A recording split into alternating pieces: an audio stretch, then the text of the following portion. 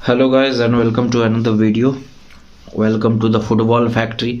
So जनवरी देखो guys, January is here. जनवरी आ चुका है और ट्रांसफर विंडोज क्लब्स जितने भी सारे हैं वो एक्टिव हैं अभी, वो बहुत ज़्यादा एक्टिव हो चुके हैं और हमें ट्रांसफ़र विंडोज़ में बहुत सारी हलचल देखने को मिल रही है। हमने वर्ल्ड कप के बाद ही देखा, जितने भी सारे टॉप परफॉर्मर्स रहे थे वर्ल्ड कप में या फिर उससे भी पहले जो भी टीम्स समर में अपना जो काम है, बिजनेस है, वो पूरा नहीं कर पाई थी, वो अभी आए हैं विंटर में अपना जो बचा बचाया काम था वो पूरा करने के लिए, उसको एक फाइनल टच देने के लिए सारी टीम्स आई हैं। एंड जितने भी सारे वर्ल्ड कप के टॉप परफॉर्मेंस रहे हैं उसके पीछे भी टीम्स हैं, प्लस जो भी पुराने ट्रांसफर र्यूमर्स चल रहे थे समर में जो हो नहीं पाए थे वो भी बहुत ज़्यादा इग्नाइटेड हो चुके हैं अभी। And Chelsea talking about Chelsea ने काफ़ी अच्छा काम किया अभी।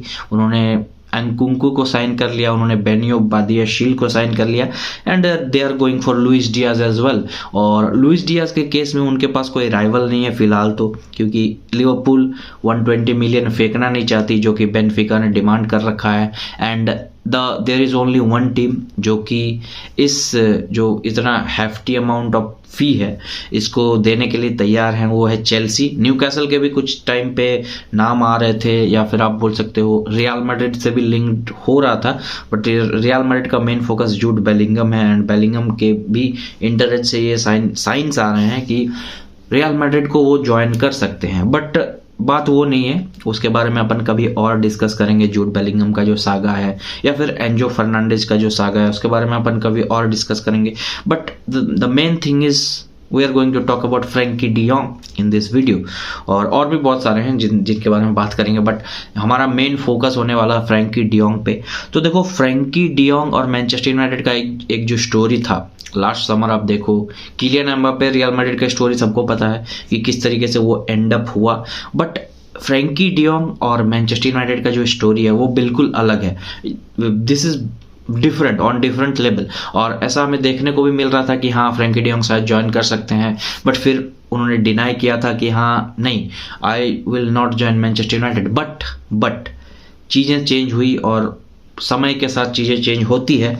और अभी फ्रैंकी डियोंग के साइड से ये न्यूज़ आ रही है कि वो एक्सेप्ट कर सकते हैं इस मूव को, मैनचेस्टर यूनाइटेड को मूव को। और उन्होंने ऐसा बताया है एरिक टेन हैग को, जिनके साथ वो बहुत ज़्यादा क्लोज रिलेशनशिप में है, क्योंकि आयाक्स के में एक साथ उन्होंने काम किया है। सो वहाँ पे चीज़ें चेंज हो सकती है and Manchester United might go for Frenkie de Jong this transfer window, though they are doing quite well in the midfield, but फिर भी मैनचेस्टर यूनाइटेड फ्रैंकी डियोंग के लिए जा सकती है। एंड ऐसा हो सकता है कि जिस तरीके का सिचुएशन है बार्सिलोना में, और बार्सिलोना को अभी 200 मिलियन यूरोज चाहिए अपने जो न्यू साइनिंग्स हैं, या फिर जो भी वो फ्री एजेंट भी अगर वो साइन करते हैं तो उनको रजिस्टर करने के लिए 200 मिलियन यूरोज चाहिए बार्सिलोना को।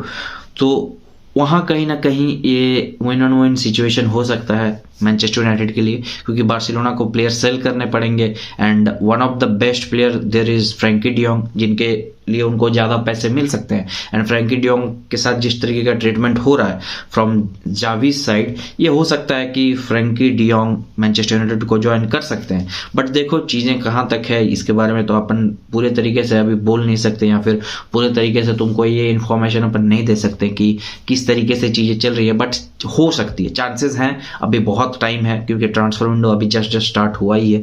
सो टाइम बहुत ज़्यादा है और हमें ऐसा देखने को मिल सकता है at the end of the transfer window या फिर मिड ट्रांसफर विंडो में हमें देखने को मिल सकता है कि फ्रैंकी डियोंग मूव कर जाए to Manchester United. But let's move to another news and देखो यूनाइटेड की बात करते हैं तो यूनाइटेड पे ही अपन फोकस रहेंगे। सो मैनचेस्टर यूनाइटेड अभी they are looking to sign a right back, जो कि आई थिंक कि होना भी चाहिए, क्योंकि एरन वन बिसाका उनके पास है एंड डियोगो डालो है, बट एरन वन बिसाका को उस तरीके से यूज़ नहीं किया है अभी तक एरिक टेन हैग ने। So they are looking for a new right back and World Cup से पहले भी ये बातें चल रही थी कि they might go for a new right back, और अभी ऐसा न्यूज़ है कि they will go for Denzel Dumfries जो कि इंटर के लिए खेलते हैं।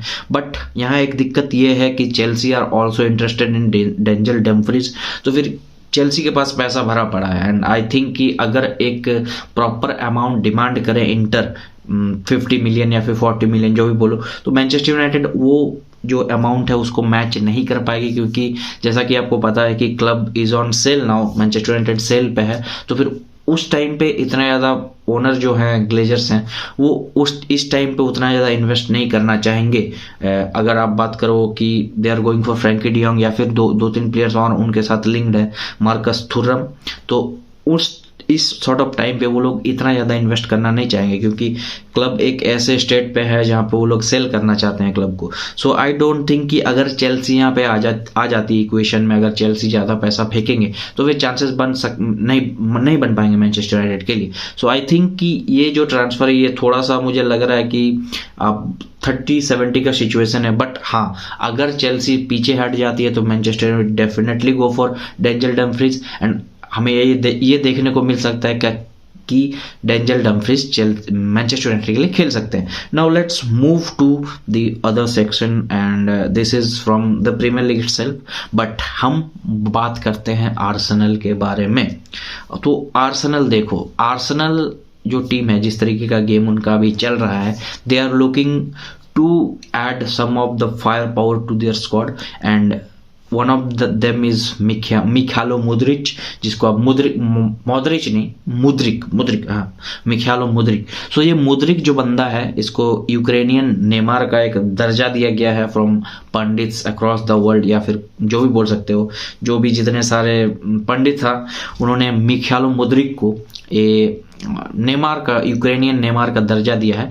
एंड अभी बातें चल रही हैं विद शाख्तार डोनेट्स्क कि हाँ, मिखालो मुद्रिक को आर्सेनल साइन कर सकती है, एंड उन्होंने अपना जो पहला बिड है वो भी दे दिया है, अराउंड 62 मिलियन का। उन्होंने अभी जो रिसेंट में उन्होंने आज या कल की बात है कि रिसेंट में उन्होंने एक इम्प्रूव्ड बिड डाला है ऑफर 63 मिलियन आई गेस। सो वो भी रिजेक्ट हो गया है शाख्तार डोनेट्स्क से, बट जो जितने सारे पर्सनल टर्म्स हैं वो एग्रीड हैं, और ये एक मतलब बहुत कम टाइम की बात है, और हमें ये देखने को मिल सकता है कि आर्सेनल मिखालो मुद्रिक को फाइनली साइन कर ले, क्योंकि चीज़ें चल रही हैं। एंड शाख्तार का ये डिमांड है कि वो अराउंड 100 मिलियन डिमांड कर रही है, बट आर्सेनल उस फी को लोअर करना चाहती है, और अगर 70 to 75 मिलियन तक ये फी एग्री हो गया तो हमें ये देखने को मिल सकता है कि मुद्रिक आर्सेनल जा सकते हैं इस सीज़न।